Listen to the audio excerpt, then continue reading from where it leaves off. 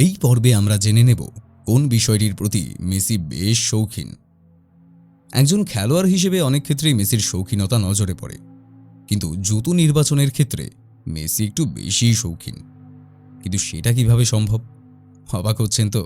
এত ভাবার কিছু নেই। সবসময় ভাববেন আপনি কি দেখছেন, কিভাবে আপনার লক্ষ্যে পৌঁছতে চাইছেন, কোন বিষয়টি আপনাকে আপনার লক্ষ্যের দিকে এগিয়ে নিয়ে যেতে সবথেকে বেশি সহায়তা করছে। আপনি যদি একবার এই বিষয়টি সম্পর্কে নির্দিষ্ট ধারণা তৈরি করে ফেলতে পারেন, তাহলে দেখবেন আপনি সেই বিষয়টির প্রতি আপনা থেকেই গুরুত্ব আরোপ করতে শুরু করে দিয়েছেন। আপনি নিজেই বুঝে ফেলবেন যে কোন জিনিসটি আপনাকে আগামী দিকে এগিয়ে নিয়ে যেতে পারে, কোন জিনিসটি আপনাকে আপনার লক্ষ্যের দিকে এগিয়ে নিয়ে যেতে আরও সচেতন করে তুলতে পারে। একবার যদি আপনি এই বিষয়টি বুঝে যান, তাহলে দেখবেন আপনার লক্ষ্যের দিকে এগিয়ে যাওয়ার কাজ কতখানি সহজতর হয়ে উঠেছে, কতখানি সোজা সাপটাভাবে আপনি আপনার লক্ষ্যের দিকে এগিয়ে যেতে পারছেন। এখানেই তো সবকিছুকে চরিতার্থ করবার উপায় লুকিয়ে থাকে। সেই সঙ্গে লুকিয়ে থাকে আমাদের স্বপ্নগুলিকে সার্থক করবার উপায়ও। মেসিও ঠিক এইভাবেই নিজের স্বপ্নগুলিকে সার্থক করবার পর নিজের শৌখিনতার বিষয়েও সমানভাবে নজর দিয়েছিলেন। কিন্তু এই শৌখিনতার বিষয়টির ক্ষেত্রে তিনি কোন কোন ব্যাপারে সবথেকে বেশি গুরুত্ব আরোপ করেছিলেন, আসুন একবার জেনে নিই। ভাবছেন এরকম উক্তি করছি কেন? আরে বাবা, সবকিছুর পেছনেই একটা কারণ থাকে। এই খেলোয়াড়ের খেলার মধ্যে যেমন ধরনের বৈচিত্র্য লক্ষ্য করা যায়, তার নিজের জীবনেও ঠিক সেই রকমই বৈচিত্র্য লুকিয়ে রয়েছে। এক অভূতপূর্ব বৈচিত্র্যমণ্ডিত এই জীবনের ক্ষেত্রে কোন বিষয়টি এই খেলোয়াড়কে সবথেকে বেশি মাত্রায় প্রভাবিত করেছে জানেন? আসুন তাহলে আপনাদের সাথে শেয়ার করি সেসব গোপন কথাগুলো। সব বাধা যিনি বাম পায়ে গুড়িয়ে দেন, ফুটবল মাঠে যার পা শিল্পীর তুলি এঁকে যায়, সৃষ্টিশীল আর দৃষ্টিনন্দন এক চিত্রকল্প। সবুজ ঘাসে ঢাকা 120x80 গজের মঞ্চে যিনি একটার পর একটা অদ্ভুত সুন্দর জাদু দেখিয়ে চলেন প্রতিনিয়ত, তার বাম পাটা লিওনার্দো ভিঞ্চির মতো নিখুঁত কোনো চিত্রপট ফুটিয়ে তোলে ফুটবল মাঠে। সাধে তো আর তাকে ম্যাজিশিয়ান ডাকা হয় না। অনেক ফুটবলারই ভালো খেলে মানুষের মন জয় করে রেখেছেন যুগ যুগ ধরে। অনেকেই আবার নিজেদের কাজের দ্বারা ফুটবলকে করেছে কলঙ্কিত। তবে খুব কম খেলোয়াড় আছেন যারা সুন্দর খেলা ও মার্জিত ব্যবহার দিয়ে মানুষের মন জয় করেছেন। এই খুব কমের মধ্যে সেরা হলেন লিওনেল আন্দ্রেস মেসি। আর্জেন্টিনা থেকে বার্সেলোনা, স্বপ্নে ঘেরা ও বর্ণময় অমসৃণ পথ। সেই পথের জীবনবৃত্ত ফুটে উঠেছে ক্যানভাসে। ক্যারিয়ারে কতজনের কাছ থেকে কত কিছুই না উপহার পেয়েছেন তিনি, তবে এবারে যা পেলেন তা সত্যি সত্যি অবিশ্বাস্য। প্যারাগুয়ের লিন ক্যান্তেরো নামের এক নারী চিত্রশিল্পী ফুটিয়ে তুলেছেন আর্জেন্টাইন যুবরাজের জীবনের গল্প। প্রশ্ন থাকতে পারে, কিভাবে ফুটিয়ে তোলা হলো বার্সেলোনা বরপুত্রের কাহিনী? উত্তর, জুতোয়। মেসি তার জীবনের আদর্শ ক্যান্তেরো, তাই মেসির জীবনের নানান ধাপ হাতে এঁকে ফুটিয়ে তুলেছেন মেসির জুতোতেই। ফুটবল বিশ্বের জীবন ইতিহাসে দারুণ অনুপ্রাণিত তিনি, তাই তো হাতেই তৈরি করে ফেলেছেন একজোড়া বুট, যাতে বিস্ময়করভাবে ফুটিয়ে তুলেছেন 30 বছর বয়সী ফুটবলারের জীবনের সুন্দর মুহূর্তগুলো। কি নেই এই বুটে? স্ত্রী অ্যান্টোনেলা রোকুজাকে চুম্বন, সন্তানদের আদর, বার্নাবুতে রিয়াল মাদ্রিদের বিপক্ষে গোলের পর জার্সি তুলে ধরা, সব দৃশ্যই অঙ্কিত রয়েছে এতে। তুলে ধরা হয়েছে কিভাবে দারিদ্র্যপীড়িত রোজারিও থেকে বার্সেলোনায় পাড়ি জমানো খুদে জাদুকর। সেখানে কতটা যুদ্ধ করে প্রতিনিয়ত নিজেকে ঘষে মেজে তিনি নিয়ে গেছেন অনন্য উচ্চতায়। মেসির প্রাণবন্ত কেরিয়ারে অবদান রয়েছে অনেকেরই, বাদ যায়নি তাদের নামও। আঁকা হয়েছে রোনাল্ডিনোর ছবি। বার্সায় সিনিয়র হিসেবে কেরিয়ারের শুরুতে যিনি ওয়ান্ডারম্যানকে ছায়ার মতো আগলে রেখেছিলেন। ঈর্ষা জাগানিয়া কেরিয়ার গঠনে তার পরিবার ও বন্ধুদেরও ভূমিকা অঙ্কিত হয়েছে। ফুটবল বোদ্ধারা বলছেন, বিশেষ বুটগুলোতে সত্যিকারের অর্থেই চিত্রিত হয়েছে মেসির উজ্জ্বল কেরিয়ার। লিনের ভাষ্য, বুটজোড়া বার্সেলোনায় প্রিয় খেলোয়াড়ের কাছে পাঠানো হয়েছে। এটি সম্পূর্ণ হাতে তৈরি। ফুটবলের বরপুত্রের জীবন থেকে অনুপ্রাণিত হয়ে এই বুটজোড়া তৈরি করা হয়েছে। এতে ছবি ব্যবহার করে তার কেরিয়ারে বিভিন্ন দিক বর্ণনা করা হয়েছে।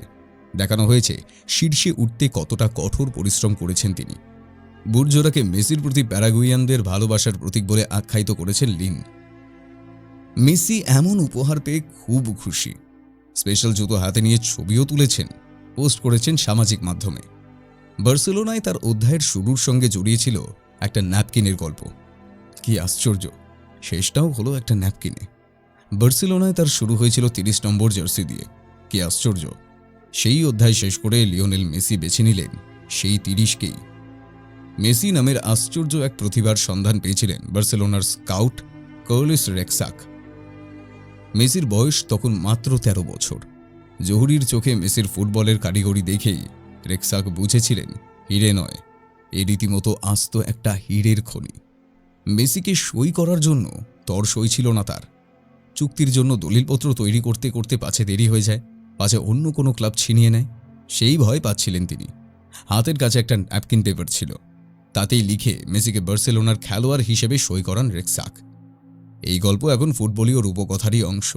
21 বছর সেই বার্সেলোনায় থেকে ফুটবলের সর্বকালের সেরাদের একজনের আসনে নিজেকে প্রতিষ্ঠা করেছেন মেসি। মূল দলে 778টি ম্যাচে 672 গোল, 10টি লা লিগা ট্রফি, 4টি চ্যাম্পিয়নশিপ লিগ সহ 35টি শিরোপা। কি ঝলমলে এক অর্জন! ব্যক্তিগত সাফল্যের পাল্লাও বেশ ভারী। 6 বার জিতেছেন ইউরোপের লিগগুলোর সর্বোচ্চ গোলদাতার পুরস্কার গোল্ডেন বুট, 6 বার জিতেছেন সেরা খেলোয়াড়ের পুরস্কার ব্যালন ডি'অর। বার্সেলোনা আর লিওনেল মেসি হয়ে উঠেছিল পরস্পরের সমার্থক। সবাই জানত বার্সাতেই কেরিয়ার শেষ করবেন মেসি, এক ক্লাবের হয়ে কেরিয়ারের পুরোটাই। মেসি নিজেও কথা বলেছেন অনেকবার। রায়ান গিগস যেমন এক ম্যানচেস্টার ইউনাইটেডে কাটিয়েছেন কেরিয়ারের পুরো 24 বছর। গত বছরের শুরুতে ক্লাবের তখনকার সভাপতির একের পর এক অসংলগ্ন কাজে খেপে গিয়ে বিস্ফোরণ ঘটালেন মেসি। জানালেন নতুন করে চুক্তি আর করতে চান না তিনি, ছেড়ে দিতে চান ক্লাব। তখন কোনো মতে তাকে আটকালো বার্সা। মেসি যে ক্লাবের চেয়ে বড় কিছু হয়ে উঠেছেন তার প্রমাণ পাওয়া গেল পরবর্তী নির্বাচনে। নতুন সভাপতি হয়ে এলেন হুয়ান লাপোর্তা, যার আগের মেয়াদে বার্সা কাটিয়েছে সোনালি সময়। এর পরের পর্বে আমরা জেনে নেব মেসি তার আগামী জীবনের ক্ষেত্রে কোন কোন দিকগুলির প্রতি অধিক গুরুত্ব আরোপ করেছিলেন। এই পর্বে আমরা জেনে নেব মেসি তার আগামী জীবনের ক্ষেত্রে কোন কোন দিকগুলির প্রতি অধিক গুরুত্ব আরোপ করেছিলেন। গত বছরে বার্সার অধিনায়ক হিসেবে প্রথম ট্রফি জিতলেন মেসি। লিগটাও জিততে জিততে শেষ মুহূর্তে পথ হারালো বার্সেলোনা। কিন্তু শেষ শূন্যতা পূরণে 2 হাত ভরিয়ে দিলেন ফুটবল বিধাতা। জাতীয় দলের হয়ে বহু আরাধ্যের ট্রফিটা জিতলেন মেসি। কোপা আমেরিকা জয় তাকে যেন নতুন তারুণ্য এনে দিল। মেসি প্রস্তুত হতে থাকলেন নতুন সিজনের নতুন চ্যালেঞ্জের জন্য। এর মধ্যে মেসির সঙ্গে বার্সার চুক্তির মেয়াদ শেষ হয়ে গিয়েছিল। মেসি ও বার্সা দুই পক্ষই প্রস্তুত হচ্ছিল আরেকটি দীর্ঘমেয়াদী চুক্তির জন্য। ক্লাবের আর্থিক দুরবস্থার কথা ভেবে মেসি নিজের বেতনের অর্ধেক করে ফেলতেও রাজি হয়েছিলেন। বার্সা তাকে অনেক দিয়েছে, তিনিও বার্সাকে কম দেননি। কিন্তু ক্লাব যখন এত কঠিন সময় পার করছে তখন আর্থিকভাবে নিজের ক্ষতি স্বীকার করা হলেও ভালোবাসাকেই না হয় প্রাধান্য দিলেন। সব ঠিকঠাক, ছুটি কাটিয়ে মেসি বার্সেলোনায় ফিরলেন। নতুন চুক্তি সই হয়ে যাবে। ঠিক সেই মুহূর্তে বার্সেলোনা জানালো ভয়ঙ্কর এক দুঃসংবাদ। মেসিকে সই করানো সম্ভব হচ্ছে না। স্প্যানিশ ফুটবল লিগ কর্তৃপক্ষ ক্লাবের আয় ব্যয়ের একটা সীমারেখা বেঁধে দিয়েছে। মেসি তার বেতন অর্ধেক কমালেও কাজ হচ্ছে না। বার্সার আয়ের চেয়ে ব্যয়ের পরিমাণ অনেক বেশি থেকে যাচ্ছে। অনেকেই অবাক। বার্সেলোনার মতো একটি ক্লাব যারা 2000 সালের পর 10 বার লিগ জিতেছে, 4 বার চ্যাম্পিয়ন্স লিগ, তাদের এই আর্থিক দুর্দশা হয় কি করে? ক্লাব ফুটবলে তো সাফল্যের হাত ধরে আসে কারি কারি টাকা। সর্বনাশটা হয়েছে আসলে গত ক্লাব সভাপতির সময়। নেইমার হুট করে বার্সা ছেড়ে পিএসজিতে চলে যাওয়ার পর সমর্থকদের চাপের মুখে বিস্তর টাকা দিয়ে একের পর এক ভুল খেলোয়াড়কে দলে ভিড়িয়েছে বার্সা। এই বাবদ প্রচুর টাকা বের হয়ে তো গেছেই, ক্লাব খেলোয়াড়দেরও বেতনও তারা করে ফেলেছিল আকাশ ছোঁয়া। এরই মধ্যে করোনার হানা বিশ্বের সব ক্লাবকেই কঠিন পরীক্ষার মুখে ফেলেছিল। এবার নতুন অধ্যায়, নতুন চ্যালেঞ্জ নেওয়ার পালা। হোক না তার বয়স এখন 34, তর্ক সাপেক্ষে সর্বকালের সেরা ফুটবলারকে কেনা দলে পেতে চায়। এখনও মেসির জাদুর অনেক ঝলকই বাকি। তার উপর সেই মেসিকে দলে নিতে যখন বার্সেলোনাকে একটা পয়সাও দিতে হবে না। বার্সার সঙ্গে চুক্তির মেয়াদ শেষ হয়ে গিয়েছিল বলে মেসি হয়ে গিয়েছিলেন ফ্রি এজেন্ট। মেসিকে লুফে নিল ফ্রান্সের ক্লাব পিএসজি। সেই পিএসজি যেখানে বার্সা ছেড়ে আগেই চলে গিয়েছিলেন মেসির সবচেয়ে কাছের বন্ধু নেইমার। বার্সা সমর্থকদের মধ্যে তখন হাহাকার। বার্সেলোনা শহরে তখন শোকের ছায়া। অনেকে তখনও ঘোরের মধ্যে। যেন বিশ্বাসই হচ্ছিল না মেসি আর বার্সেলোনায় থাকছেন না। ঠিক উল্টো ছবি প্যারিসে। খবর পাকা হওয়ার আগে থেকেই সেখানে উৎসবের ঢল পড়েছে।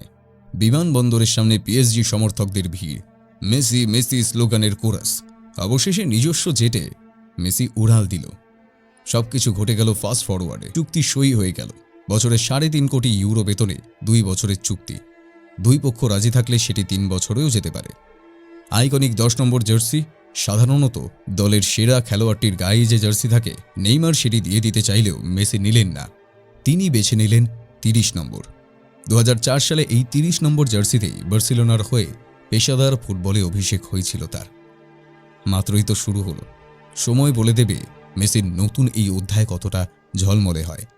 নিজের সেরা সময় পেছনে ফেলে এসেছেন সত্যি, কিন্তু এখনও মেসির ঝলকে চোখ ধাঁধিয়ে যায়। গত বছরেও বার্সার হয়ে 47 ম্যাচে যেমন 38 গোল করেছেন। পিএসজিতে চুক্তি সইয়ের পর বলছেন খুব ভালো করেই জানেন পিএসজির লক্ষ্য কী। গত 2 বছরে একবার ফাইনাল আর একবার সেমিফাইনাল খেলা প্যারিসের ক্লাবটি চ্যাম্পিয়ন্স লিগ জিততে চায়। সত্যি বলতে কি, মেসি নিজেও ব্যাকুল হয়ে আছেন 5মবারের মতো এই ট্রফি জিততে।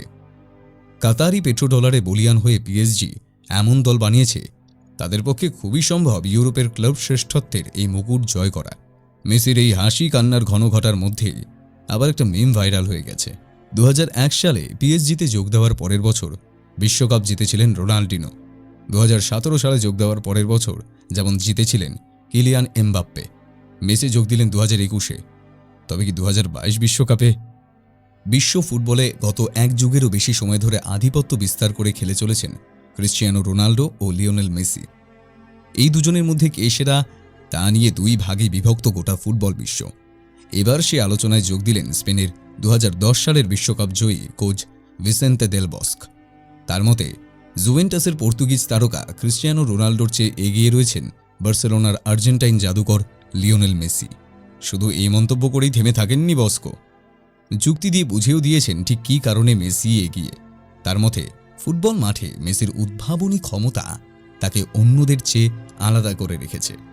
স্প্যানিশ টিভি চ্যানেল ক্যানাল সিউরকে দেওয়া সাক্ষাৎকারে দেল বস্কো বলেছেন, মেসি বিশ্বসেরা। আমি আপনাকে বলতে চলেছি সে কেন বিশ্বসেরা। তিনি আরও যোগ করেন, ক্রিশ্চিয়ানো রোনাল্ডোকে অসম্মান বা খাটো করে বলতে চাইছি না আমি। মেসির খেলা দেখলে মনে হবে সে আপনার পাড়ার ছোট্ট ছেলেটা, যার সঙ্গে আপনি খেলেছেন এবং মাঠে আপনার সঙ্গে যেন মজাই করছে শুধু। এই কারণেই সে বিশ্বের সেরা ফুটবলার।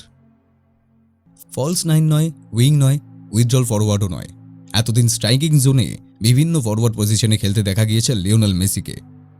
এত বছর ধরে বার্সেলোনার গোল ভাগ্য নির্ভর করে এসেছে 10 নম্বর জার্সিধারী এই ফুটবল প্রতিভার উপর। লং রেঞ্জ হোক, 5 জনকে ড্রিবল করে হোক, অদ্ভুত সমস্ত গোল মানেই তো লিওনেল মেসি। এইবার সেই গোল শিকারীকেই হয়তো দেখা যাবে স্কিমারের ভূমিকায়। সেভিয়ার বিরুদ্ধে ইউরোপীয় সুপার কাপে নামার আগে লিওনেল মেসি সমর্থকদের আগাম বার্তা দিয়ে রাখলেন, তাকে মাঝ মাঠে দেখলে যেন তারা চমকে না যায়। দলের যদি সাহায্যে আসতে পারি তাহলে যে কোনো পজিশনে খেলতে রাজি আছি।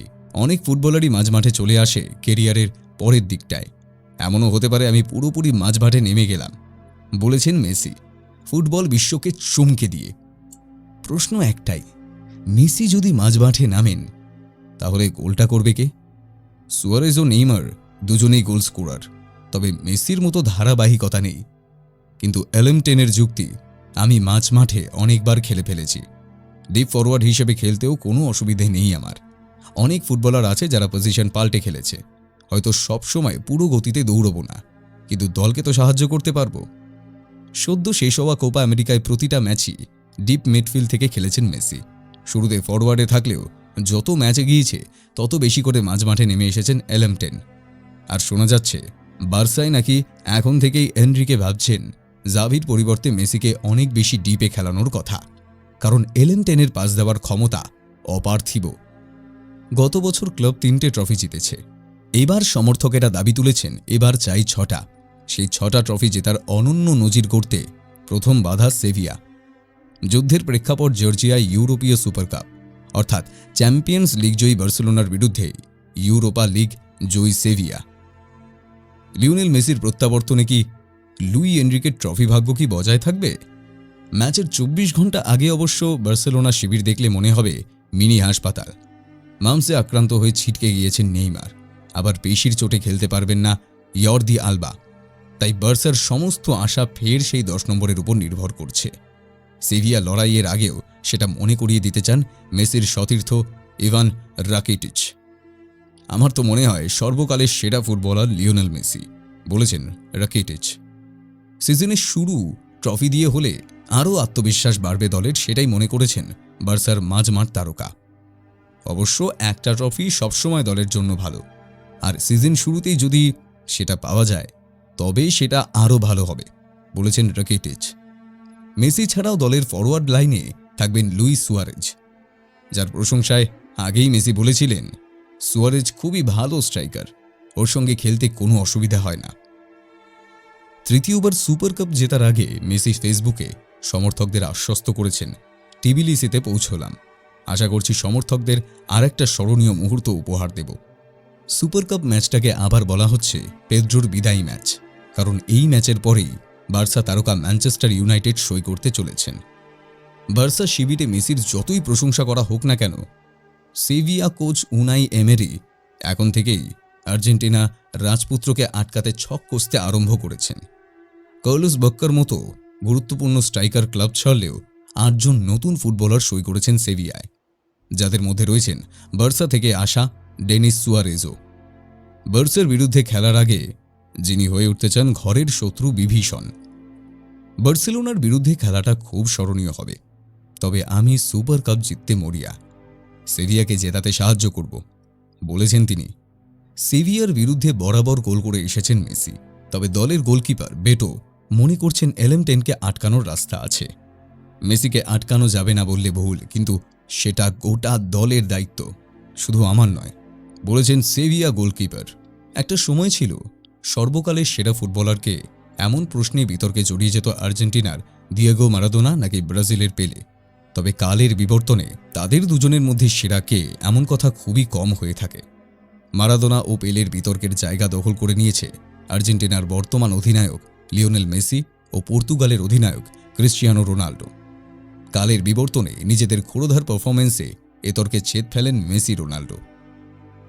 শেষ 15 বছরে দুজন ফুটবলকে নিয়ে গেছেন অন্য উচ্চতায়, নিজেদের মাঠের লড়াইয়ে সবসময় ছিল আলোচনায়। দুজনে মিলে 12 বার জিতেছেন সেরা ফুটবলারের শিরোপা। মেসির ঘরে 7 শিরোপা আর রোনাল্ডোর 5। তবে এদের দুজনের মধ্যে আবার পেলে ও মারাদোনার সঙ্গে মেসির নামটাই বেশ জোরে সোরেই আলোচিত হয়েছে শেষ 1.5 দশকে। এবার সেই বিতর্কের অবসান ঘটানোর একটা চেষ্টা করেছেন ফুটবল বিষয়ক ওয়েবসাইট 442।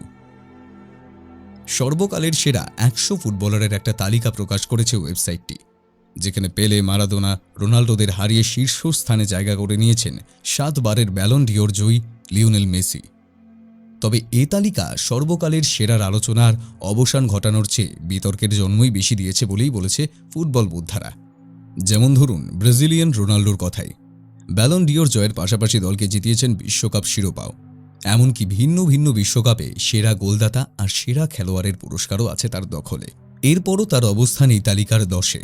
ওদিকে কিংবদন্তি জর্জ বেস্ট তাকে ছাড়িয়ে আছেন তালিকার 7ম অবস্থানে। অথচ খেলোয়াড়ি জীবনে সব শিরোপা জিতলেও মেসির হাতে এখনও বিশ্বকাপ শিরোপা ওঠেনি। তবে তর্ক সাপেক্ষে যদিও অনেকেই বলেছেন মেসিকে সর্বকালের সেরা প্রমাণের জন্য বিশ্বকাপ শিরোপা কোনো মূল্য রাখে না। মেসির প্রতিদ্বন্দ্বী ক্রিস্টিয়ানো রোনাল্ডো এই তালিকায় শীর্ষ 3-এও জায়গা করে নিতে পারেননি। মেসির পরেই রয়েছেন আর্জেন্টাইন ফুটবলার ঈশ্বর ডিয়েগো মারাদোনা। এর পরের অবস্থানটাই রয়েছেন ব্রাজিলের কিংবদন্তি পেলে, 4-এ রোনাল্ডো আর 5-এ রয়েছেন ফ্রান্স কিংবদন্তি জিনেদিন জিদান। কিংবদন্তি ক্রুইফ আছেন 6ষ্ঠ অবস্থানে।